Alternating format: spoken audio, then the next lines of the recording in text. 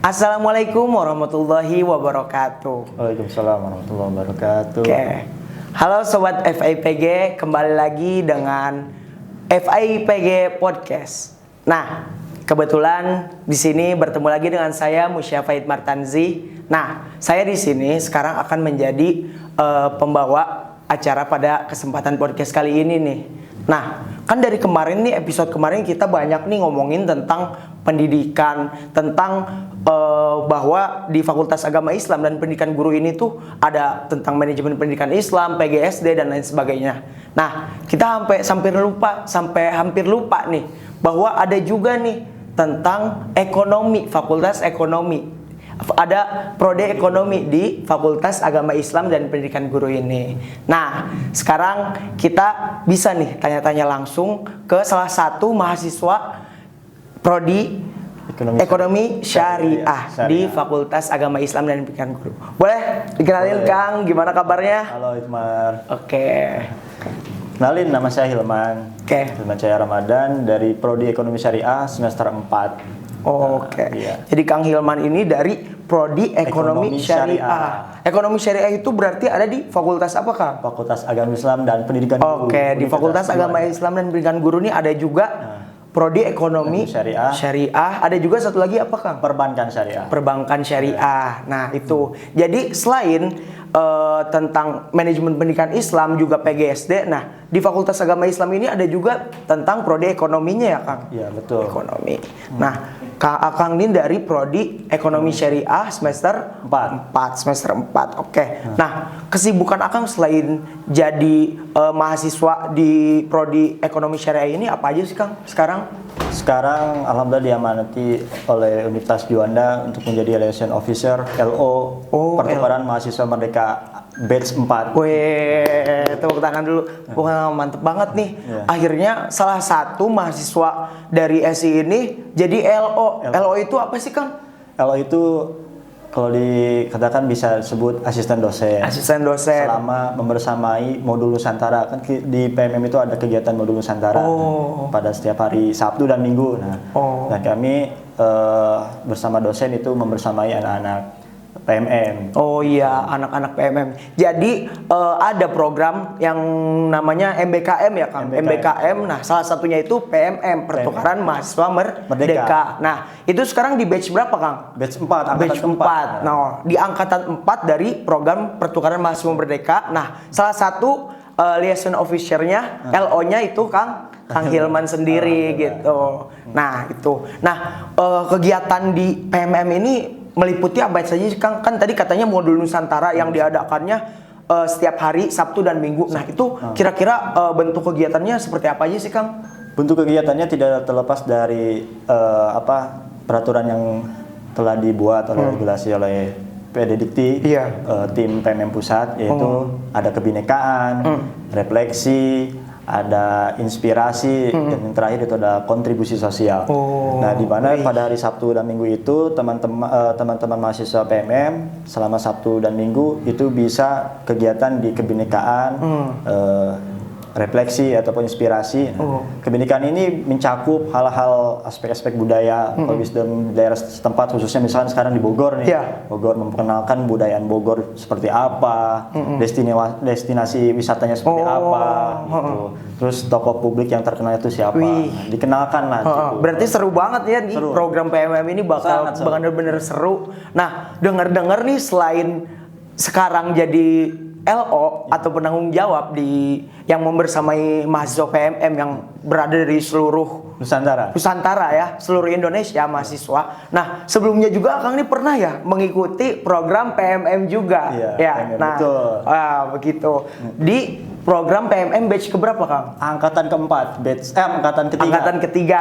Oke. Jadi sebelum menjadi LO atau penanggung jawab di sekarang nih di PMM batch 4 ini. Nah, Kang Hilman ini pernah mengikuti PMM juga di batch 3. Nah, itu kemana sih, Kang? Yang pas itu di PMM 3 tuh Akang PMM-nya ke universitas mana dan pengalaman apa aja sih, Kang, yang Akang dapetin di sana?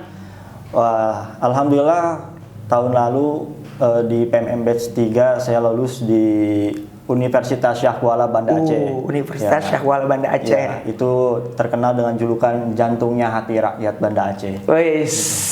Karena memang Universitas Banda Aceh yang besar di situ dan nomor 1 sepulau Sumatera. Itu. Nomor 1 sepulau Sumatera. Jadi Universitas Syahkuala ini salah satu universitas terbesar dan terbaik nomor sepulau 1 Sumatera. Wih, ya. seru banget kayaknya di sana. Di sana kegiatannya apa aja tuh, Kang? Kegiatannya selain dari program mahasiswa merdeka, ya banyak sekali sih kegiatan-kegiatan layaknya seperti anak-anak mahasiswa pada umumnya. Tapi di sana saya banyak sekali pengalaman yang saya dapatkan. Yang tadi Bang Hikmar tanya ini tadi pengalaman apa saja. Sebenarnya banyak, baik secara empiris maupun teoritis itu banyak. Secara pengalaman pribadi sih, selain mengikuti jadi peserta PMM, saya alhamdulillah diamanahi menjadi kepala suku. Kepala suku itu apa sih? Kepala suku itu adalah seperti ketua angkatan. Ketua angkatan PMM. Iya. Alhamdulillah PMM 3 luar biasa. Di USK. Untuk menjadi ketua angkatan di USK, alhamdulillah diamanahi setelah melalui tahapan demokrasi pemilihan itu, seperti penyampaian visi misi, lalu dipilih secara voting, itu. Alhamdulillah, nah itu pengalaman pertama dalam menjadi kepala suku, di mana saya memimpin sekitar 50-an mahasiswa se-Nusantara. Se-Nusantara, Masya Allah. Dan alhamdulillahnya bisa membawa nama universitas. Tentunya. Nah, itu kira-kira pas akhirnya Akang nih kepilih nih jadi kepala suku, itu gimana sih perasaannya? Terus ada gak sih tantangan-tantangan tersendiri atau ketakutan-ketakutan tersendiri di diri Akang yang pas jadi kepala suku gitu di PMM Batch 3 di Universitas Syahkuala ini? Banyak sih tantangan yang saya harus hadapi selama menjadi kepala suku di sana itu. Di antaranya adalah teman-teman yang berbeda latar belakang.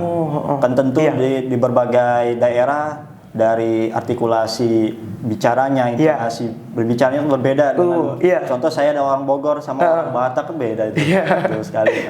Itulah di situ harus bisa menghormati apa artinya perbedaan pendapat utamanya itu dalam berbicara juga, bagaimana kita lebih kalem lah, lebih santai gitu, walaupun mereka itu sekiranya bahasa kalau di kita tuh kok tinggi banget gitu. Atau tendensius banget tapi kita harus menghormati perbedaan pembicaraan seperti itu.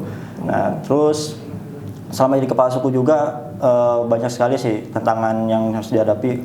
Pertama itu harus mempersatukan semuanya. Itu tantangan juga, mempersatukan semuanya. Karena ini banyak ya dari berbagai daerah kumpul di satu tempat yang mana kita harus kegiatan bareng, semuanya bareng-bareng gitu kan. Gitu. Harus bareng-bareng intinya mah di situ. Tetapi semua ini bisa dijalani dengan bareng-bareng sih, karena di sana juga ada badan pengurus harian, jadi tidak terlalu berat juga sih. Gitu. Oke, ya jadi seru banget ya, selain dapat pengalaman jalan-jalan ke Aceh gitu ya, jalan-jalan ke Aceh juga bisa dapat sesuatu yang baru, insight baru, menjadi kepala suku yang mana bisa memimpin puluhan orang dari berbagai pulau gitu. Hebat banget ini Kang Hilman ini ya. Nah, tadi kan kita udah ngomongin tentang kesibukan Akang yang jadi per LO atau penanggung jawab di PMM 4 batch 4 Unida ini. Nah, sebelumnya juga udah jadi salah satu mahasiswa yang lolos dan jadi kepala suku ya di PMM batch 3 di Universitas Syahkuala Banda Aceh. Nah, sekarang kita fokus nih ke tentang ESI itu, Kang. Nah, dari yang Akang sendiri alami nih, kenapa sih Kang Akang tuh milih program studi ekonomi syariah? Mengapa memilih program studi ekonomi syariah? Pertama adalah mayoritas penduduk di Indonesia adalah agama Islam. Agama Islam. Tetapi kita tak lepas dari kegiatan ekonomi Barat. Disitulah terbesit dalam hati saya untuk menerapkan prinsip-prinsip Islam, karena memang dari kecil sampai sekarang tuh memang kental sekali dengan kegiatan-kegiatan agama, sehingga membuat niatan itu semakin tinggi ketika lulus SMA untuk menjadi ekonomi Islam gitu, ekonomi Islam. Makanya saya memilih ekonomi syariah, walaupun memang orang tua pengennya sih ke pendidikan. Oh, ke pendidikan. Tapi saya sendiri ingin ke ekonomi syariah. Ekonomi syariah. Ekonomi syariah kan mempelajari ekonomi secara Islam gitu. Kalau misalnya di ekonomi konvensional kan banyak sekali unsur-unsur baratnya, contohnya adalah ribawi, itu yang dilarang oleh agama Islam. Gitu. Berarti beda ya Kang, antara kan di sini juga ada prodi ekonomi ya. Nah itu kan ada ekonomi yang biasa atau ekonomi syariah. Nah itu sangat beda ya. Sangat beda. Sangat beda. Kira-kira perbedaannya apa aja sih Kang tuh? Pertama dari penerapan segi hukum. Segi hukum kalau kita kan mengacu kepada Al-Quran dan hadis dan sunnah. Nah itu yang telah diajarkan oleh Rasulullah SAW. Nah kedua dari segi implementasinya dari konvensional ke syariah itu beda. Beda. Pertama kalau konvensional itu menerapkan sistem bunga. Kedua kalau ekonomi syariah itu tidak menerapkan sistem bunga. Sesuai akad yang ditentukan di awal gitu. Dan itu memang dilarang. Makanya di Indonesia itu kan ada Dewan Pengawas Syariah. Jadi tidak mungkin bank-bank syariah di Indonesia itu melanggar aturan-aturan yang telah disepakati oleh DSN MUI gitu. Itu jadi itu tuh perbedaan antara ekonomi yang biasa nih sama ekonomi syariah. Itu jelas-jelas berbeda ya Kang. Berbeda. Nah selanjutnya nih Kang, kan Akang nih sekarang di semester 4 ya Kang, di program studi ekonomi syariah. Nah di sana tuh Akang belajar apa aja sih Kang di program ekonomi syariah ini? Ekonomi syariah tentu terlepas dari Islam ya. Islam ya. Pertama kita mempelajari pentingnya menerapkan prinsip-prinsip Islam. Pertama dari Al-Quran dan hadis itu. Kedua juga bagaimana mengimplementasikan ekonomi secara Islam di masyarakat begitu. Yang sekarang istilahnya sudah termakan oleh ekonomi barat yang gitu ya. Marak-maraknya pinjol segala macam. Jadi di ekonomi syariah itu pertama menerapkan prinsip-prinsip Islam. Kedua juga bagaimana pentingnya etika dalam jual beli Islam secara Islam, terus etika komunikasi bisnis Islam. Nah itu diajari di ekonomi Islam tuh. Bagaimana cara jual beli yang baik, jual beli yang diperintahkan oleh Allah melalui Al-Quran, itu jual beli yang dilarang oleh Al-Quran. Itu semuanya dijelaskan di ekonomi syariah. Jadi sangat sangat kompleks lah gitu pembahasannya. Jadi banyak banget yang dibahas nih ya Kang di program studi ekonomi syariah ini. Nah selanjutnya kesan apa sih Kang selama belajar di ekonomi syariah ini? Kesannya ya, alhamdulillah senang. Pertama senang.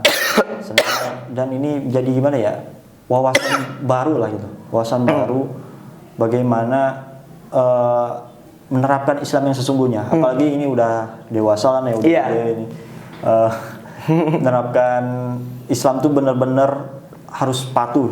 Tapi kuncinya kan istiqomah gitu. Jadi dari ekonomi Islam ini saya benar-benar kehati-hatian itu dijaga lah gitu. Utamanya dalam transaksi. Dari segi finansialnya segala macam tuh harus lihat apakah ada unsur-unsur yang dilarang oleh agama. Karena kalau kita udah mendapatkan ilmu ya tentu harus diamalkan. Betul. Itu intinya.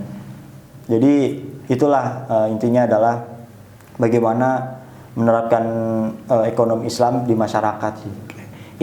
Jadi berarti kesannya baik banget ya selama belajar di ekonomi syariah ini sampai sekarang semester 4 ini ya Kang.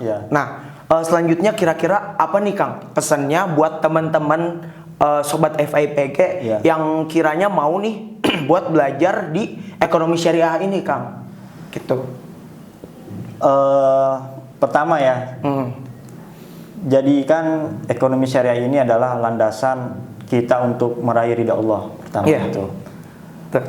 Kedua, ekonomi syariah ini tidak sulit belajarnya, gampang kok. Gitu. Kan kadang ada yang takut ya ekonomi nanti hitung-hitungan atau bagaimana mungkin ya Kang. Di ekonomi syariah ada hitung-hitungan, tetapi memang tidak banyak gitu. Dia lebih kaitannya dengan Islam, seperti zakat, wakaf. Nah itu kan ada hitung-hitungannya, bagaimana menerapkan kalkulasi dari zakat. Nah, itu paling hitung-hitungan seperti itu. Selebihnya itu lebih ke hal-hal teknis yang sudah diatur oleh perbankan, tapi perbankannya berbasis syariah gitu. Jadi berarti pesannya juga nih harus benar-benar diterapin nih sama teman-teman yang kiranya dan mau masuk dan tertarik nih di program studi ekonomi syariah ini gitu. Nah, kan kita udah bahas semua nih Kang tentang tadi kegiatan Akang juga tentang kesehariannya nih belajar di program studi ekonomi syariah. Nah, kan Akang ini berarti terkenal dengan mahasiswa yang aktif gitu ya. Yang pertama di semester 3-nya ngikut PMM, di semester 4-nya jadi penanggung jawab di PMM 4 Unida gitu kan. Nah, motivasi Akang buat selalu aktif mengikuti berbagai kegiatan itu apa sih Kang? Pertama, waktu tidak bisa diputar apalagi celupin. Terus. Nah, jadi kesempatan itu tidak datang 2 kali. Jadi hargailah kesempatan yang ada. Ketika ada kesempatan itu datang, jangan dielakkan itu. Ambil itu. Selagi itu baik, maslahat kepada manusia banyak, itu kebaikan untuk diri kita sendiri. Nah, itu ambil saja. Jadi motivasi yang saya dorongkan itu di diri saya adalah bagaimana kita bermanfaat untuk manusia banyak. Jadi motivasi Kang Hilman ini mengikuti berbagai kegiatan dan mau aktif itu pengen bisa bermanfaat gitu ya Kang buat orang lain, dan juga jangan sampai kita kalau mendapatkan suatu kesempatan disia-siakan gitu ya Kang. Nah itu. Nah terima kasih banyak nih Kang Hilman. Kita udah sampai di penghujung kegiatan kita nih di hari ini, ngobrol-ngobrol yang sangat padat, juga sangat berisi dan menjadikan motivasi untuk teman-teman sobat FIPG semua gitu ya. Nah, mungkin sekian ya Kang Hilman yang bisa kita obrolin nih di sini. Nanti lain kali kita ketemu lagi juga bahas hal-hal lain di FIG Podcast ini. Sekian dari kami. Akhir, Assalamualaikum warahmatullahi wabarakatuh. See you.